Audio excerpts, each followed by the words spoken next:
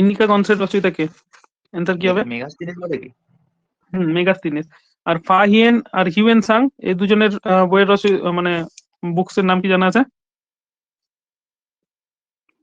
নামটা এই মুহূর্তে মনে পড়ছে না। ফাহিয়েন হচ্ছে ফোকুওকি, আর হিউয়েন সাং এর সিইউকি মনে হয় যত সম্ভব। এই দুটো নাম আছে। ইন্ডিকা মেগাস্তিনিস, ফাহিয়েন ফোকুওকিং, আর হিউয়েন সাং সিইউকি। এই দুটো মানে এই অনেক সময় এগুলো আসে না এক্সামে, যে এই তিনটে বইয়ের রচয়িতার নাম কার। আচ্ছা, অধীনতামূলক মিত্রতা নীতি, এটা আমরা সবাই শুনেছি। অধীনতামূলক মিত্রতা নীতির প্রবর্তক কে? ডালহৌসি। অধীনতামূলক মিত্রতা নীতি ডালহৌসি না লর্ড ওয়েলেসলি হবে? ডাল অধীনতামূলক মিত্রতা নীতি, তুমি যেটা বলছো ডালহৌসি, ওটা সত্যবিলোপ নীতি হবে না? তবে ওইটা অধীনতামূলক মিত্রতা নীতি ওয়েলেসলি হবে, ডালহৌসি হচ্ছে সত্যবিলোপ নীতি। আচ্ছা, লর্ড রিপন এর কাজ মানে কিসের জন্য বিখ্যাত ছিলেন? লর্ড রিপন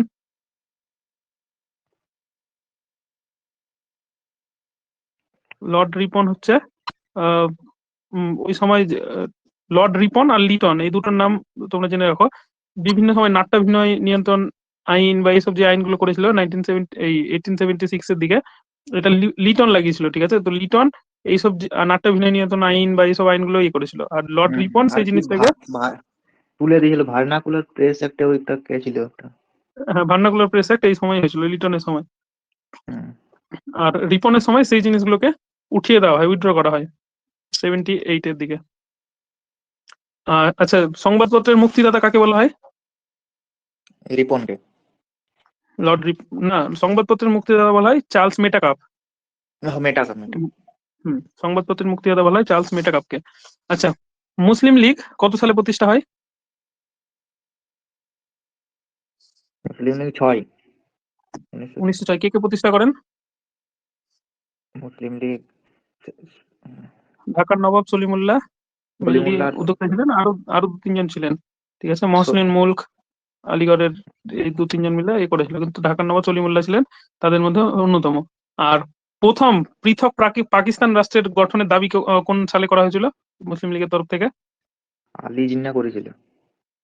কত সালে? ওই 1935-এর 40। 40 ওই রকম।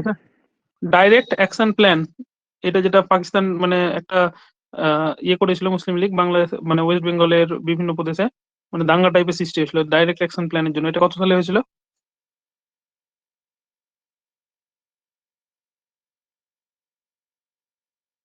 এটা হবে 1946, 15 আগস্ট এর দিনে, 15 আগস্ট কি 14 আগস্টের সময়। আচ্ছা আচ্ছা, বলো তো হিমবাহের ক্ষয় কার্যের ফলে গঠিত দু একটা ভূমিরূপের নাম বলো তো।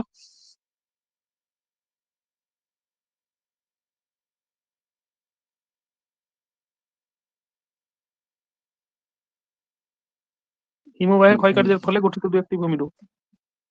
ক্যানিয়ন টাইপের একটা ছিল। ক্যানিয়ন তো ইসের নদীর ক্ষয় কার্যের ফলে হয়। নদীর সার্ক হবে, cirque, hanging valley, cirque, hanging valley, বার্গসুন, এরকম কিছু ছিল। ঝুলন্ত উপত্যকা, ওইগুলো সব হয়। সার্ক ও কেরি, যেটা নাম সার্ক ও কেরি, হ্যাঙ্গিং যেটা, তারপরে বার্গসুন বলে একটা জিনিস আছে, এগুলো সব হিমবাহের ক্ষয়কার্যের ফলে গঠিত হয়, ঠিক আছে? আচ্ছা বলো, বীজহীন ফল উৎপাদন করতে কোন হরমোন ব্যবহার করা হয়? অক্সিন। বীজহীন ফল উৎপাদন করতে অক্সিন ব্যবহার করা হয়। এই প্রসেসটাকে কি বলা হয়?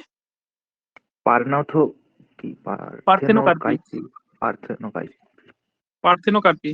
আচ্ছা, ফল পাকানোর জন্য কোন হরমোন ব্যবহার করা হয়? ইথিলিন না, হ্যাঁ, ফল পাঠানোর জন্য ইথিলিন, আর পুষ্প পরিস্ফুটনের জন্য বা ফুলের ইসের জন্য ফ্লোরিজেন, তাই তো? আচ্ছা, একমাত্র গ্যাসীয় হরমোনের নাম কি? ওই কার্বাইড, মানে ইথিলিন আমরা ওইটা দিই না ফল পাকাতে। কার্বাইড তো ইথিলিন না, ফল পাকাতে মানে কার্বাইড যেটা ব্যবহার করি, ঠিক আছে? ওটা তো ইসের জন্য, মানে কেমিক্যালি যে জিনিসটা মানে হচ্ছে, কার্বাইড তো কেমিক্যাল জিনিস, কিন্তু ওটা কোনো না, কোনো হরমোন না। আচ্ছা, গ্যাসীয় হরমোন কোনটা হবে সুখদেব? ইথিলিনটাই হবে, তাই তো? না ফ্লোরিজেন? হ্যাঁ, না ফ্লোরিজেন না, ইথিলিনটাই হবে একমাত্র গ্যাসীয় হরমোন, ঠিক আছে? আচ্ছা, একটা বইয়ের নাম বলছি, autobiography of an unknown Indian, এটা অনেক সময় এক্সামে আছে, এটা কার লেখা?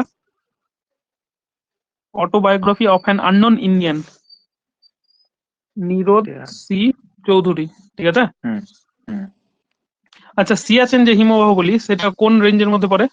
সিয়াচেন লাদাখ না, see see no Karakoram. Karakoram. Karakoram K two Karakoram, ঠিক। প্রথম সবচেয়ে যে বড় ভারতে সবুজ বিপ্লব হয়েছিল, সেই সবুজ বিপ্লবের সময় মানে কোন ফসলটা মানে উপর সবচেয়ে বেশি জোর দেওয়া হয়েছিল? ধান ধান না গম? গম, ঠিক আছে। আজকের দিনের বেলা এটা আলোচনা করেছি। কোন অঞ্চলে হয়েছিল পাঞ্জাব সেটা বলেছি, কোন অঞ্চলে হয়েছিল? হরিয়ানা। পাঞ্জাব হরিয়ানা। পাঞ্জাব হরিয়ানা, ঠিক আছে। সেকেন্ড গ্রিন রেভলিউশন কোথায় হয়েছিল, বা কোন জিনিসটাকে কোন প্রদেশের দিকে হয়েছিল মেনলি? নিচে দিকে হয়েছিল। Second green revolution rest of the ইন্ডিয়ার, বিশেষ করে ওয়েস্ট বেঙ্গল বা আদার্স পার্ট গুলোকে বা নর্থ ইস্টের এইসব জায়গাগুলোকে মানে টার্গেট করে সেকেন্ড গ্রিন রেভলিউশনের কনসেপ্ট আনা হয়েছিল, যেখানে আমাদের ফুড প্রোডাকশনটা যাতে এক্সিস্টিং যেটা আছে সেটা ডাবল করা যায়, সেটার মানে পরিকল্পনা নেওয়া হয়েছিল। ওটা হচ্ছে সেকেন্ড গ্রিন রেভলিউশনের এটা। আচ্ছা, নেফা, নেফার পূর্ব নাম কি ছিল? মানে বর্তমান, আগে এটা নেফা ছিল, বর্তমান তো অরুণাচল প্রদেশ। হুম হুম, অরুণাচল প্রদেশ, ঠিক আছে। এর ফুল ফর্ম কি NEFA? North Eastern Frontier, A for জানি না। এজেন্সি, এজেন্সি, আচ্ছা, ঠিক আছে। আচ্ছা, নাইন্থ শিডিউল, নাইন্থ শিডিউল মানে এটা কততম সংবিধান সংশোধনের মাধ্যমে অ্যাড করা হয়?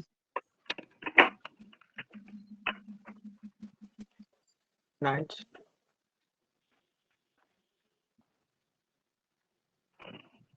প্রথমের দিকে হবে, 50-এর দিকে, 50-50। ফার্স্ট সিএ, প্রথম কনস্টিটিউশন অ্যামেন্ডমেন্ট যেটা হয়েছিল সেটাই। আচ্ছা, নাইন্থ শিডিউলে কি কিসের ব্যাপারে কথা আছে?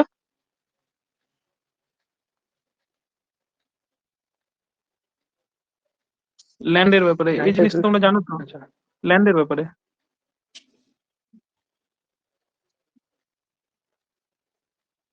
এটা হচ্ছে নাইন্থ শিডিউল, ল্যান্ডের ব্যাপারে আছে। হুম, টেরিটরি এনুমুলেশন, তারপর ওথ অ্যাফার্মেশন, রাজ্যসভা, তারপর এরকম ভাবে গিয়ে আছে স্টেট সাবজেক্ট, ওতে অফিসিয়াল ল্যাঙ্গুয়েজ, এরকম ভাবে এটা আছে। এটাতে ল্যান্ড, এটা ডিফেকশন ল, পঞ্চায়েত, মিউনিসিপ্যালিটি, ঠিক আছে। নাইন্থ শিডিউলটা ফার্স্ট কনস্টিটিউশনাল অ্যামেন্ডমেন্টে যোগ করা হয়েছিল। অ্যান্টি ডিফেকশন ল এটা কততম অ্যামেন্ডমেন্টে হয়েছিল, এটা সকলে বলেছি? 1985 হয়েছিল। 1985 52তম সংবিধান সংশোধন। পঞ্চায়েত, মিউনিসিপ্যালিটি, এটা তো সবাই জানো। 73-74। 73-74।